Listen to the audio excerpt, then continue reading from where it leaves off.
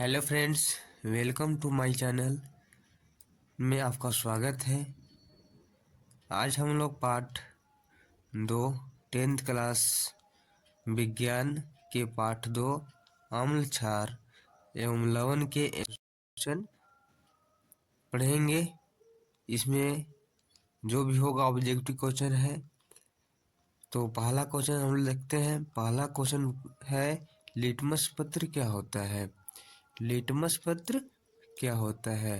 प्राकृतिक सूचक, कृत्रिम सूचक, संश्लेषित सूचक, ये दोनों में से यानी तो ए और बी ये दोनों होता है।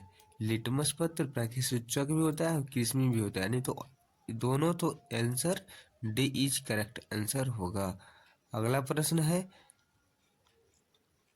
किसी पदार्थ को अम्ल व क्षारक कैसे कर देता है?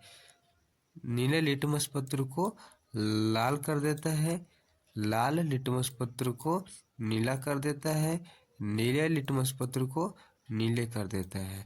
तो ऑप्शन ए और बी, नीले लिटमस पत्र को लाल कर देता है और बी लाल लिटमस पत्र को नीला कर देता है, ये दोनों सही है। तो option number D is correct answer होगा। सही उत्तर है डी। अगला प्रश्न है, भोजन का स्वाद खट्टा एवं कड़वा किसके कारण होता है? अम्ल के कारण होता है कि क्षारक के कारण होता है कि लवण के कारण होता है? तो भोजन का स्वाद अम्ल और क्षारक दोनों के कारण खट्टा होने लगता है, यानी तो हो जाता है। तो सही उत्तर है डी। अगला प्रश्न, अम्ल के अवशिष्ट के साथ मिलकर धातु एक यौगिक बनाता है, उसे क्या कहते हैं? लवण कहते हैं कि क्षार कहते हैं कि लिटमस पत्र कहते हैं, कृष्ण कहते हैं? यानी तो ऑप्शन नंबर ए उत्तर सही ए होगा। अगला प्रश्न है, कुछ पदार्थ ऐसे होते हैं जिनकी गंध अम्लीय या क्षारीय माध्यम में बदल जाती है, उन्हें कहते हैं अम्लीय सूचक। गंध अम्लीय सूचक, प्राकृतिक सूचक, कृत्रिम सूचक। तो इसको कहते हैं गंधीय, यानी तो गंध अम्लीय सूचक, गंधीय भी बोल सकते हैं। ऑप्शन नंबर बी होगा।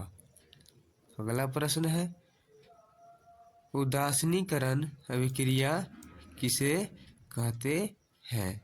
उदासीनीकरण अभिक्रिया अम्ल एवं क्षारक की अभिक्रिया के परिणाम स्वरूप जल, लवण एवं जल प्राप्त होता है। अम्ल की अभिक्रिया के कारण लवण तथा जल प्राप्त होता है। क्षारक की अभिक्रिया के कारण लवण तथा जल प्राप्त होता है। अम्ल एवं क्षारक की अभिक्रिया के कारण जल प्राप्त होता है। तो इसका सही उत्तर है ए, अम्ल एवं क्षारक की अभिक्रिया के कारण लवण प्राप्त होता है। तो लवण प्राप्त होता है, तो ऑप्शन नंबर ए सही उत्तर होगा। अगला प्रश्न देखते हैं फ्रेंड्स। तो अगला फ्रेंड्स क्वेश्चन है, दानेदार जिंक के टुकड़ों के साथ किस अभिक्रिया द्वारा हाइड्रोजन गैस की जांच की जाती है? दानेदार जिंक, तनु सल्फ्यूरिक की अभिक्रिया, ज्वलन द्वारा, अम्ल एवं क्षारक द्वारा। अगला है ए और बी दोनों, यानी तो तनु और ज्वलन, यानी तो इसका सही उत्तर ये दोनों होगा। तो उत्तर ए और बी दोनों लगेगा, तो डी में दोनों है। ए और बी सही उत्तर डी है। अगला प्रश्न है, जल में अम्ल का विलयन कैसा होता है? जल में अम्ल का विलयन कैसा होता है? विद्युत चालन के जैसा, आयन के जैसा, कि लवण के जैसा, कि विद्युत धारा के जैसा?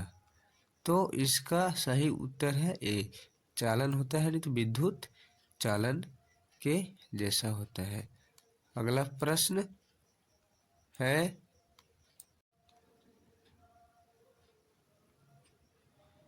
धात्विक ऑक्साइड व धात्विक ऑक्साइड किस प्रकृति के होते हैं?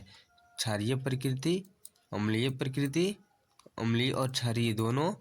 ऑप्शन नंबर भौतिक। तो धात्विक ऑक्साइड व धात्विक ऑक्साइड, अधात्विक ऑक्साइड अम्लीय और क्षारकीय दोनों प्रकृति के होते हैं। ऑप्शन सी सही होगा। जल में अम्ल या क्षारक मिलने पर आयन की सांद्रता में प्रति इकाई आयतन में कमी हो जाती है। इस प्रक्रिया को क्या कहते हैं? जल में अम्ल या क्षारक मिलने पर, तो जल में अम्ल क्षारक मिलकर क्या बनाएगा? उदानीकरण या उदासीनीकरण, तनुकरण, गंधीय सूचक, प्राकृतिक सूचक। तो ये बनाएगा जल में अम्ल या क्षारक मिलने पर तनुकरण बनाता है। तो ऑप्शन नंबर जो है बी सही होगा। ऑप्शन बी सही होगा। अगला प्रश्न है, किस की उपस्थिति में HCl में हाइड्रोजन आयन उत्पन्न होते हैं? हवा की उपस्थिति, जल की उपस्थिति, लवण की उपस्थिति, अम्ल की उपस्थिति। तो HCl उत्पन्न होता है जल की उपस्थिति में। ऑप्शन बी सही होगा। किसी विलयन में उपस्थित हाइड्रोजन आयन की सांद्रता ज्ञात करने के लिए एक स्केल विकसित किया गया है। उसे कौन सा स्केल कहते हैं? यानी तो scale PF scale, PL scale, PH scale, PE scale. तो इसको जो विकसित किया गया हाइड्रोजन की सांद्रता मापने के लिए, H+ आयन मापने के लिए किया गया है, या H+ आयन या H- आयन, एक ऋण एक धनात्मक माइनस के लिए, तो वो होता है पीएच। ऑप्शन नंबर सी है, इसलिए ऑप्शन नंबर सी सही होगा। तो ऑप्शन नंबर सी सही उत्तर होगा। अगला प्रश्न है, उदासीन विलयन में पीएच का मान 7 होगा। यदि पीएच स्केल में किसी विलयन का मान 7 से कम हो तो कौन सा विलयन होगा? क्षारीय, अम्लीय, क्षारीय अम्लीय दोनों, सांद्रता में वृद्धि। तो इसमें होगा, अगर 7 से कम हो तो वो क्षारीय और अम्लीय ये दोनों होगा। तो ऑप्शन नंबर, एक मिनट, गलत है। इसका ऑप्शन बी होगा। इसका ऑप्शन बी है, यानी तो अम्ल 7 से कम होता है। अम्ल जो होता है 7 से कम होता है, 0 से 14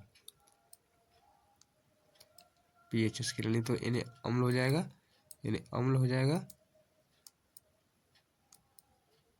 और इधर क्षारक हो जाएगा।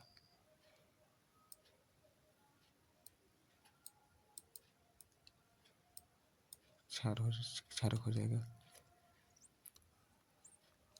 अम्लीय वर्षा कब होती है?